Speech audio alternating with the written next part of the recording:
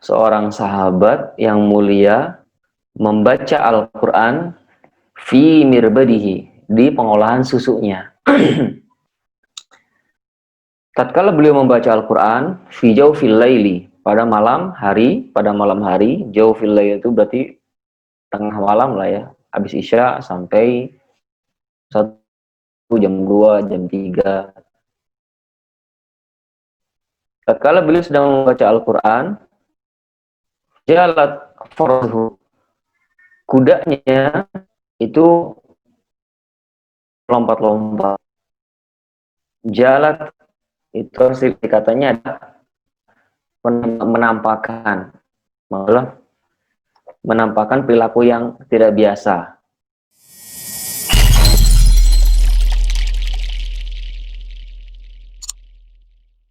Alhamdulillahirabbil alamin. Wal 'aqibatu lil muttaqin wa la zalimin.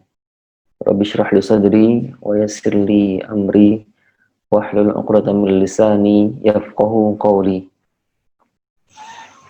Allahumma anfa'na bima 'allamtana wa 'allimna ma yanfa'una wa zidna 'uluman tanfa'una. Allahumma la sahla illa ma ja'altahu sahla wa anta taj'alu as-sa'ba idza syi'ta sahla. Adik-adikku yang dimuliakan Allah Subhanahu wa taala, dari pesantren Jaisyul Quran ya. Dari pesantren Jaisyul Quran. Alhamdulillah, atas kehendak Allah taala melalui perantara guru-guru kita bisa dipertemukan antara antum semua para pembelajar dengan saya.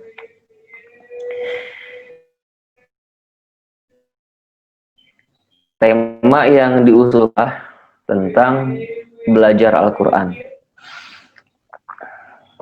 Adikku, tahukah kita suatu ketika Usaid bin Hudhair adalah seorang sahabat yang mulia membaca Al-Quran fi mirbadihi, di pengolahan susunya. Tatkala beliau membaca Al-Quran fi jawfil laili, pada malam hari, jawfil laili itu berarti tengah malam lah ya, habis isya sampai 1 jam 2 jam 3. Tatkala beliau sedang membaca Al-Quran, jalat farhu, kudanya itu lompat-lompat. Jalat itu arti katanya ada menampakkan, malah menampakkan perilaku yang tidak biasa. Kudanya itu. Sehingga Usaid sang sahabat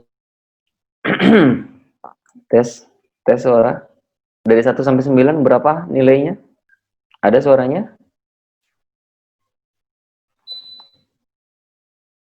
MC masih di mute.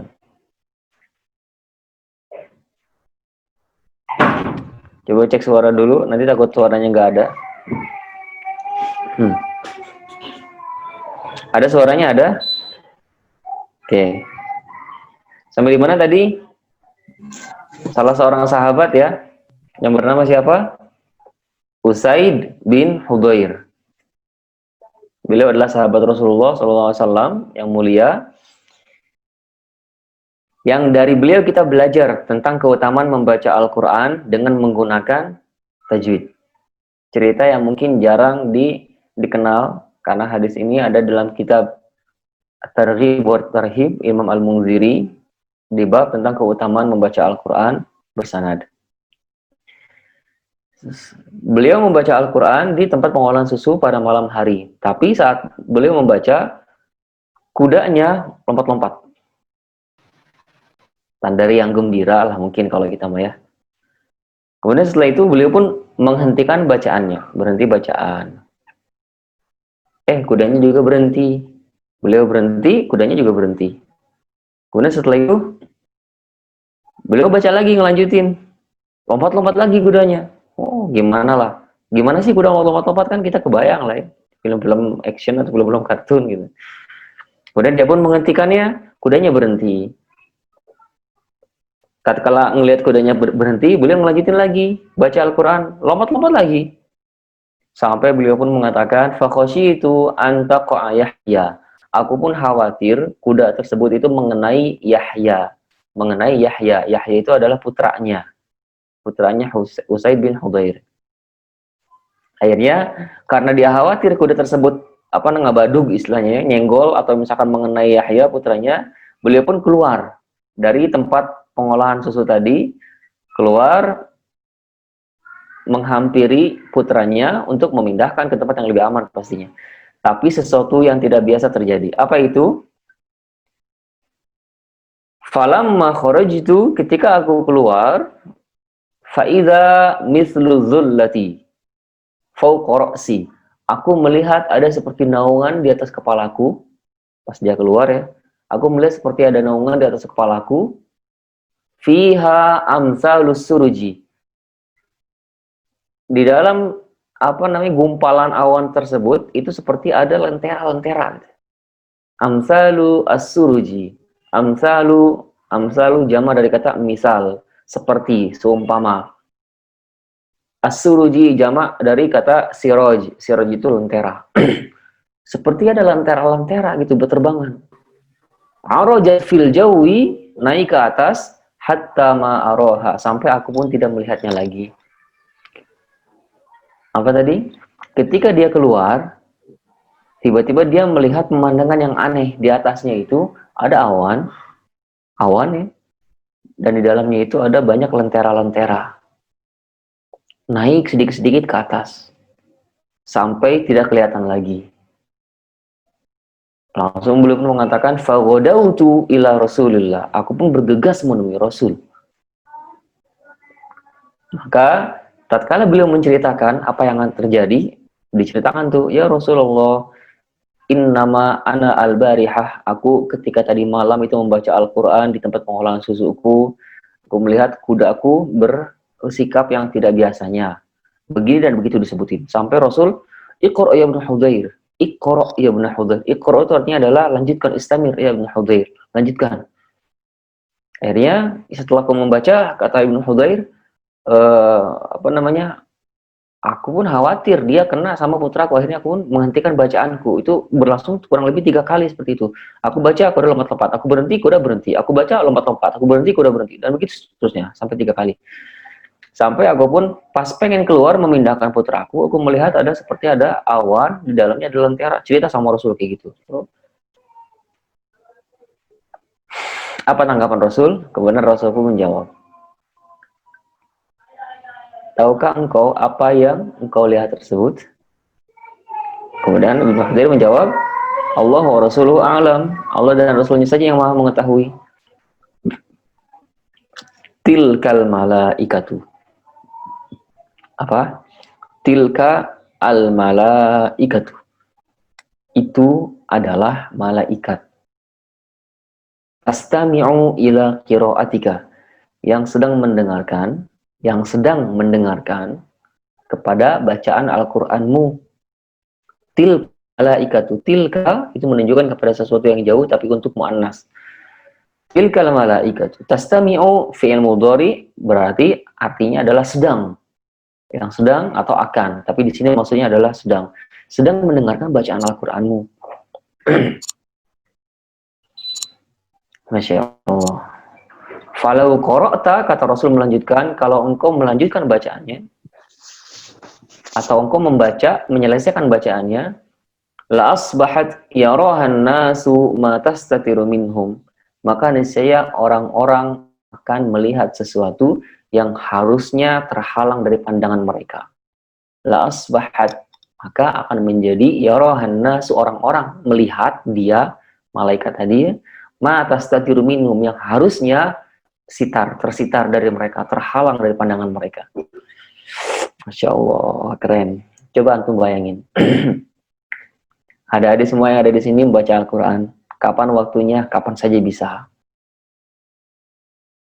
Namun khusus untuk yang mau membaca Al-Quran pada malam hari, pas lagi baca kan, La uqsimu biyaumil qiyamah wa la uqsimu bin nafsil lawwamah, dan seterusnya. Baca dengan penghayatan.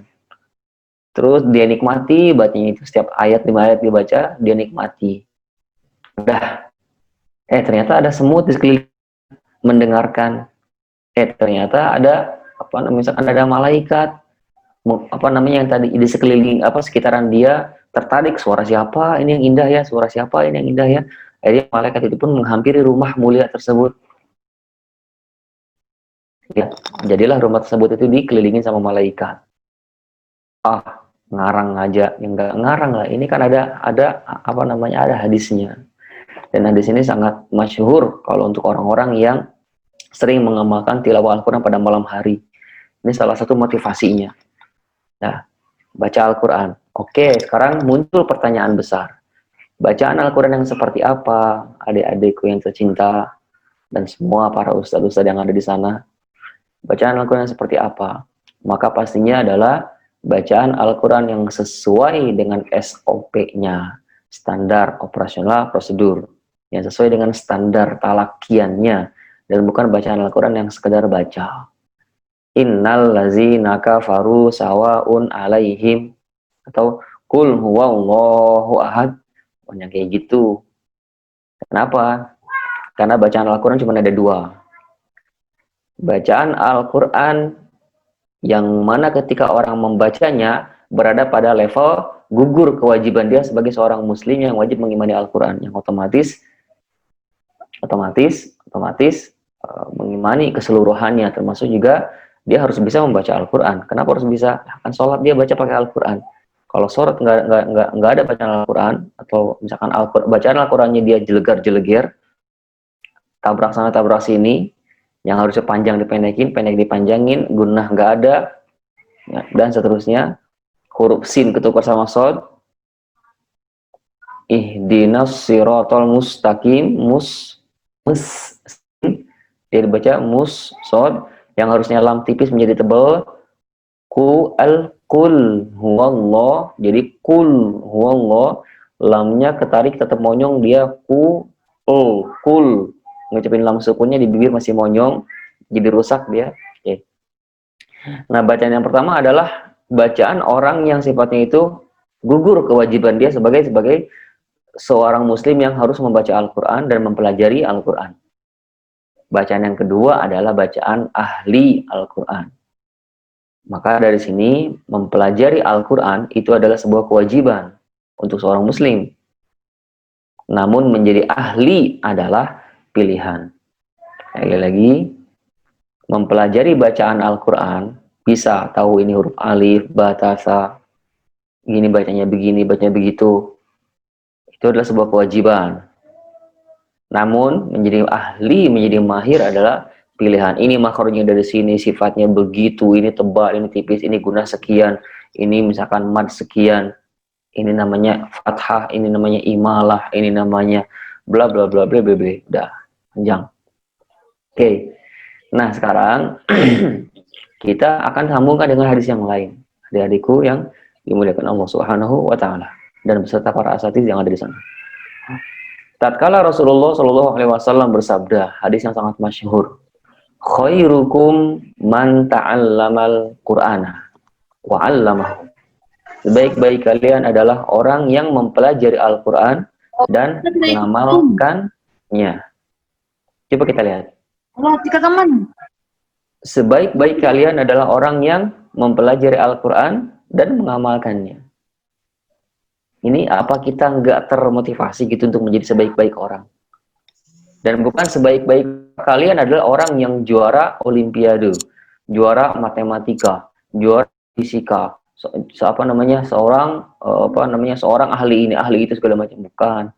Tapi disebutin adalah sebaik-baik kalian adalah orang yang mempelajari Al-Quran dan mengamalkannya. Setara nilainya itu adalah karena Allah Ta'ala sekurang-kurangnya ada 3 menggunakan kata sebaik-baik. Dava, halo. Ada sabotase dulu nih.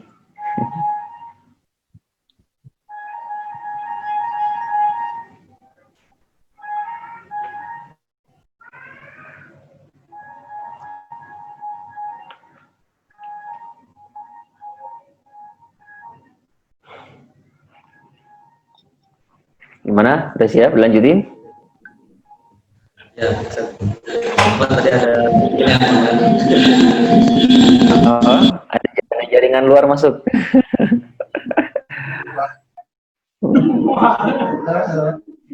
Tidak, Ustaz. Lahir anak petunjuk. menyimak pelajaran tidak. Udah siap? Melanjutin lagi? Atau udah cukup waktunya? Masih ada waktu? Ada suaranya nggak? Ada? Lanjutin? Ya, dilanjutin. Oke. Sekurang-kurangnya ada 3 hadis yang berbicara tentang khairukum. Pertama, khairukum li ahli. Sebaik-baik kalian adalah orang yang paling baik, yang paling sayang, yang paling sabar. Pokoknya orang yang paling baik sama keluarganya. Khairukum li ahli. Wa ana khairukum li ahli, kata Rasul. Dan aku adalah contoh terbaik. Dan aku adalah orang yang paling baik terhadap keluargaku. Yang kedua, khairun nas anfa'uhum linnas. Sebaik-baik orang adalah orang yang paling bermanfaat buat orang lain. Nah, di sini sekarang konteksnya adalah Al-Qur'an. Sebaik-baik kalian khairukum adalah man ta'allamal Qur'ana wa 'allamahu. Coba sekarang kita petakan bagaimana bisa orang yang mempelajari Al-Qur'an kemudian mengajarkannya adalah manusia terbaik. Ayo, sekarang kita coba dulu. Pertama, apa yang dia dapatkan untuk dirinya sendiri. Ini anak pengen kasih presentasi ya, coba bisa nggak ya? Hostnya coba bisa jangan di disable screen sharing. Kita akan nge-share sesuatu.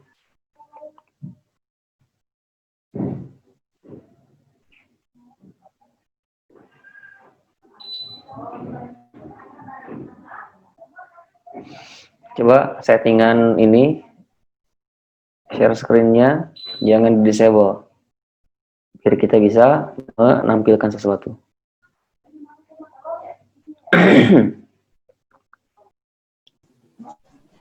Boleh, silakan.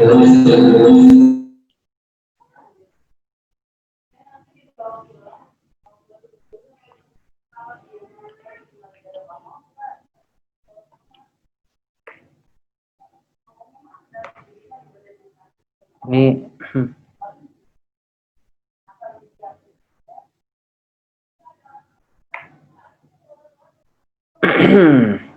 sip, sudah bisa ya. Kita coba share sesuatu.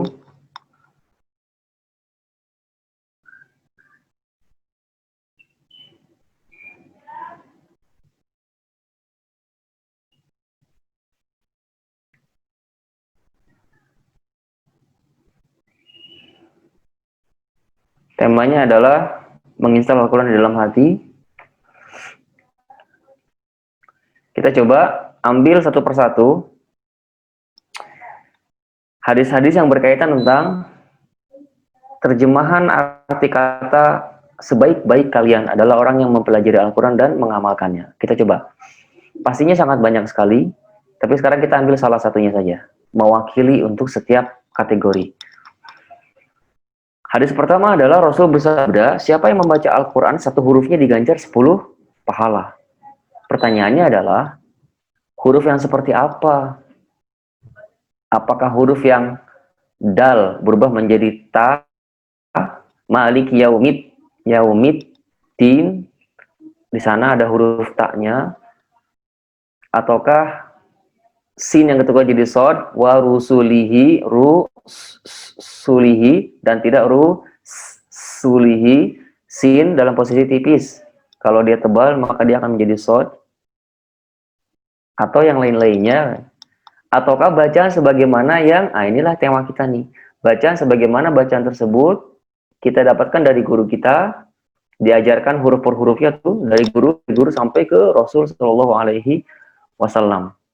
Nah, dan sampai di sini Rasul menyebutkan takarannya adalah per huruf. Huruf di sini adalah per huruf abjad.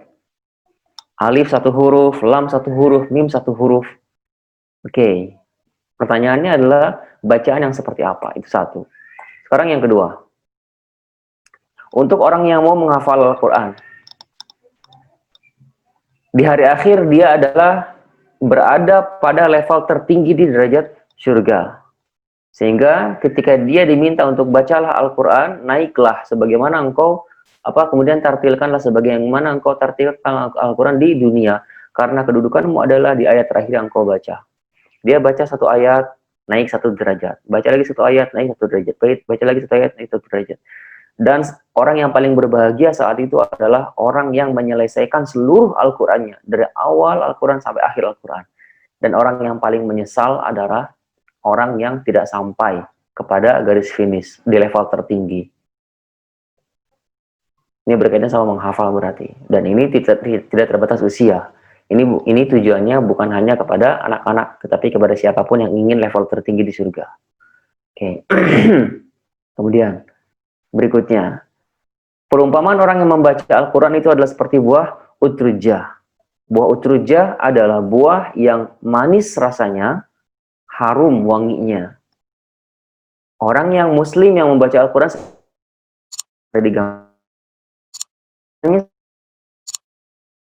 wangi. Dah, muslim yang mengaku mukmin, afwan bukan muslim, mukmin. Mukmin yang tidak seperti tidak punya manis.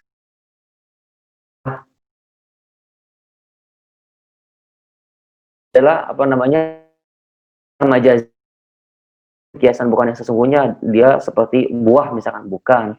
Maksudnya adalah dia bagaikan buah utrujah yang hanya itu tercium, wanginya itu tercium, tadi sudah sedikit ketika seseorang membaca Al-Quran, merdu suaranya, indah fasahahnya, tajwidnya fasih, maka sangat mungkin malaikat yang memang ada di sekeliling dia untuk menghadiri orang tersebut, duduk dengan cara duduk malaikat yang kita tidak ketahui ya, dan mendengarkan bacaan kita gitu. Kemudian setelah itu malaikat itu pun memohonkan ampun untuk kita. Masya Allah gitu. Mau nggak seperti itu adik-adik? Oke. Atau orang yang seperti kurma, baik dia akan menjaga sholat ya kan, puasa Ramadan, kemudian dia pergi umroh, berangkat naik haji misalkan, zakat dan seterusnya ya, rukun Islam dia laksanakan, tapi dia nggak baca Al-Quran, ya kering aja gitu. Bahkan rumah yang tidak ada Al-Quran di dalamnya itu seperti orang mukmin yang tidak ada membaca Al-Quran seperti kalbaitil khoribi, seperti rumah yang sangat rapuh, yang rusak.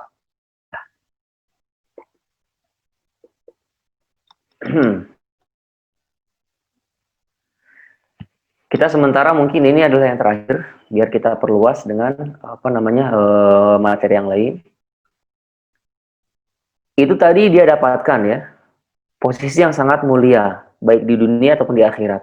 Di dunia diridhoi oleh penduduk bumi, dan juga penduduk langit memberikan restu.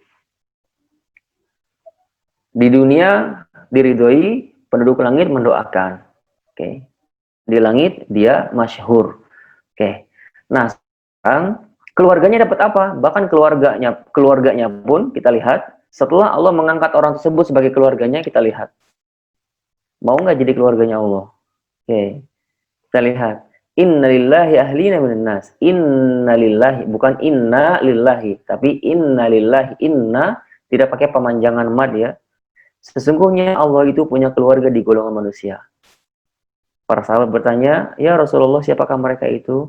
Rasul pun menjawab, mereka adalah Ahlul Quran, orang yang selalu membaca Al-Quran, orang yang selalu hidupnya dengan Al-Quran. Mereka adalah keluarganya Allah dan hamba pilihannya. Keluarganya Allah, bukan keluarganya siapa-siapa, tapi keluarganya Allah Ta'ala. Kalau dia sudah menjadi keluarganya Allah, kira-kira gimana? Masya Allah. Nah, sepertinya tidak ada lagi yang diperlukan di dunia ini, karena Allah sudah ada di belakang dia. Oke, dan sepertinya yang tadinya lapang, yang tadinya sempit bisa menjadi lapang. Yang tadinya hidup penuh masalah akan hidup menjadi penuh kelapangan, kelegaan. Yang tadinya sempit menjadi lapang. Yang tadinya musim kemarau menjadi musim semi dan seterusnya. Musim yang tadinya penuh dengan kegelapan, ketidakjelasan masa depan menjadi terang. Oke. Yang tadinya seterusnya lah panjang.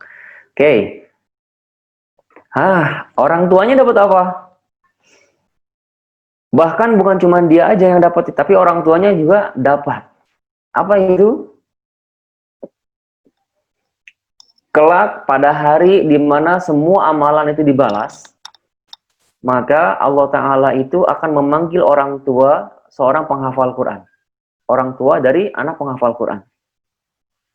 Kemudian setelah itu, para orang tua tadi itu, di mahsyar tadi ya, di hari pembalasan itu, dia dipakaikan pakaian yang sangat indah, atasan bawahan, aurat tertutup, dan itu adalah pakaian khusus yang hanya dipakai oleh ayah atau bunda yang anaknya hafal Quran. Ayah atau bunda yang anaknya adalah keluarga Al-Quran. Atasan, bawahan, dari cahaya, bukan dari kain biasa. Kain kan duniawi, hanya ada di dunia aja. Kalau nanti di mahsyar malah lain lagi ceritanya, pakaian dari cahaya. Oke. Dari mana? Hadisnya didapatkan. Wa yuksa walidahu hullataini. Wa yuksa walidahu hullataini. Ulbisa walidahu hullataini. La taqumu lahumud dunya wa ma fiha. Kedua orang tuanya dipakaikan hullah, pakaian dari cahaya. Yang kalau dibayar dengan dunia dan isinya, masih belum ada apa-apanya dunia dan isinya itu. Pakaian dari cahaya. Pakaian yang khusus dipakai oleh orang tua penghafal Quran. Maksudnya orang tua anaknya yang seorang ahlul Quran. Kemudian belum selesai sampai di sana, dia juga dikasih mahkota. Yang di dalam mahkota itu ada hiasan-hiasan yang mahalnya itu lebih baik daripada matahari di alam dunia, yang bisa membuat kehidupan atau bisa istilahnya menjadi salah satu bagian daripada kehidupan manusia, yaitu cahaya matahari. Coba lihat, orang tuanya aja kecipratan seperti itu. Artinya gini, bayangin coba adik-adik, tataplah atau bayangkan dua yang rela berjuang untuk kesuksesan kita. Sosok yang bahkan rela ketika dia mau masuk sekolah nggak punya seragam, mau masuk sekolah bayarannya tinggi, mau masuk sekolah tuntutan ini tuntutan itu, tapi dia rela misalkan minjem sana minjem sini hanya untuk apa? Untuk anak-anaknya supaya dia berhasil. Oke, walaupun tidak sedikit saat anaknya berhasil seolah-olah lupa pada orang tuanya. Orang tua yang masih ada. Orang tua yang sudah tidak ada, ketahuilah ada sebuah ungkapan yang sangat baik sekali diucapkan oleh seorang hamba Allah Ta'ala. Kiasan seorang atau orang tua yang sudah meninggal, dia akan mengatakan seperti ini kalau seandainya dia bisa didengar oleh kita, kata-katanya itu. Kalau seandainya dia bisa didengar kata-katanya oleh kita sebagai anaknya, dia akan mengatakan seperti ini. In qata'a amali wa anta amali. Ulangi. In qata'a amali pakai ain wa anta amal hamzah. Ain sama hamzah itu jauh sekali perbedaannya. In qata'a telah terputus, hari ini telah terputus amal-amalku. Amali, amal-amalku pakai ain. Wa anta, dan engkau wahai putraku, amali adalah harapanku. Engkau adalah harapanku. Artinya hari ini semua amal-amalanku telah terputus dan engkau adalah harapanku. Maksudnya untuk dikirimin doa, dikirimin cahaya, dikirimin perbekalan-perbekalan di alam barzah, di alam kubur. Masya Allah. Hanya oleh anak ahlul Quran dan bukan ahli biologi, mohon maaf, ahli matematika, ahli fisika, ahli olahraga ini, olahraga itu. Itu semua hal yang sifatnya duniawi, tapi tidak ada manfaat pun untuk akhirat. Kecuali kalau seandainya dia meniatkan itu semua ketika olahraga, supaya bisa menunjang badannya sehat, sehingga bisa beribadah dengan maksimal. Itu lain cerita. Oke. Kecuali kalau dia ketika belajar matematika, biologi, fisika adalah untuk menunjang kehidupan dunia, supaya nanti dari hasil yang didapatkan dari dunia itu bisa diinvestasikan buat itu, lain lagi ceritanya. Oke. Ini adalah untuk orang yang bahkan Allah sebutin alhaakumut takatsur. apa namanya, memperbanyak harta telah melalaikanmu. Hatta zurtumul maqabir. Engkau baru sadar kalau seandainya kamu telah mengunjungi kuburan. Maksudnya kalau sudah mati. Dah. Itu mungkin sekilas tentang apa namanya, membaca Al-Quran, menginstal Al-Quran. Dan sekali lagi konteks ini adalah konteks mahir. Di sini mungkin sebagai penutup, ada piramida, sedikit tentang piramida.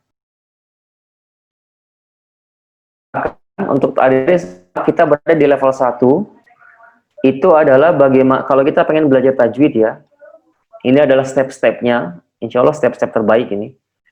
Pertama adalah adik-adik bisa mempelajari huruf demi huruf Al-Quran. Nggak usah terburu-buru masuk ke Al-Quran, tapi belajar huruf demi huruf dulu. Mengenali huruf ini tuh dari mana sumber suaranya, makhrajnya, kemudian apa aja karakternya, sifatnya, kemudian bagaimana karakternya, tebal atau tipis gitu.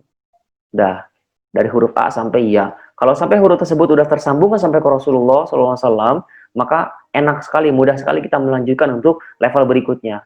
Tashih Al-Quran. Memperbaiki bacaan Al-Quran dari awal Al-Fatihah sampai akhir An-Nas. Kalau sudah level 2, lebih mudah lagi ke level berikutnya, level 3. Tahfiz Al-Quran, ngapalin Quran. Dari awal sampai akhir Al-Quran. Level 4 dan 5 ini level mahir, level kiroat. Oke, ini adalah sekilas sedikit kajian daripada dari Ana. Semoga bisa bermanfaat, nanti bisa diperluas dengan tanya jawab.